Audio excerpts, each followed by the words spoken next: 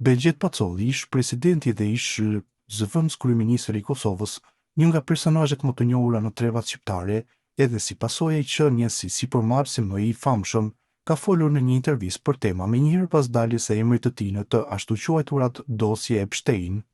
Pacolli në intervistë flet edhe për çështjen e polemikave për aeroportin e Vlorës si dhe për çështjet politike të brendshme dhe rajonale. Zoti president, ka 2 ditë që është përfolur në lidhje me rastin Epstein dhe ju keni folur, ku natyrisht i keni kundërshtuar, por si mendoni ju, pse ndodh ky sulm ndaj jush? Lidhur me aludimet që po qarkullojnë në media, dua të jemi qartë, nuk kam pasur asnjë dieni dhe asnjë përfshirje në çështjen që lidhen me persona apo raste të përmendura së fundmi. Nuk kam asnjë informacion konkret dhe nuk kam qenë pjesë e asnjë zhvillimi të tillë që dikush i ka thënë dikujt, shiqo kush është Begjet Pacolli, këtë nuk kam mund. Nuk mundem dhe nuk do të mundem asnjëherë ta evitoj.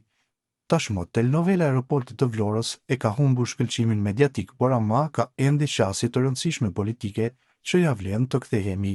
Kryeministri Edi Rama deklaroi në konferencën e fundit se fjalët janë thyrë tashmë, po shpresojnë të respektohen afatet ligjore. Doja t'ju pyesja, çfarë ka ndodhur ndërmjet jush dhe kryeministrit?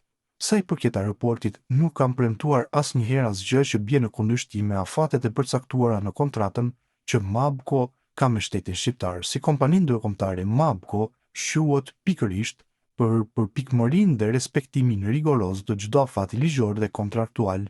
Kjo ka qenë dhe mbetet qasja jonë në çdo projekt që realizojmë. E nëse rrugës dikush do të pengojë duke shfrytzuar institucionet, prap unë nuk mund të bëhem magjik. Zoti Pacolli, president Trump e ka thirrur Kosovën, por dhe Shqipërinë në bordin e paqes. Si e komentoni dhe e konsideroni ju këtë zhvillim, duke pasur parasysh dhe frekuentimet tuaja në mjedisin e presidentit të Shteteve të Bashkuara të Amerikës? Sa i përket zhvillimeve ndërkombëtare, konsideroi nismën e presidentit Trump si një përpjekje serioze për të adresuar sfida të mëdha globale përmes dialogut dhe qasjeve pragmatike.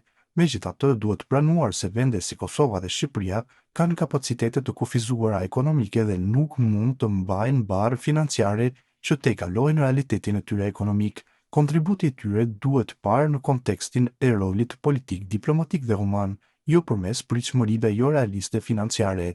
Ministri i jashtëm rus Sergej Lavrov deklaroi para disa ditësh se e kërkojmë nga SBA se së bashku me paketën e paqes në Ukrainë duhet të diskutohet edhe për Ballkanin.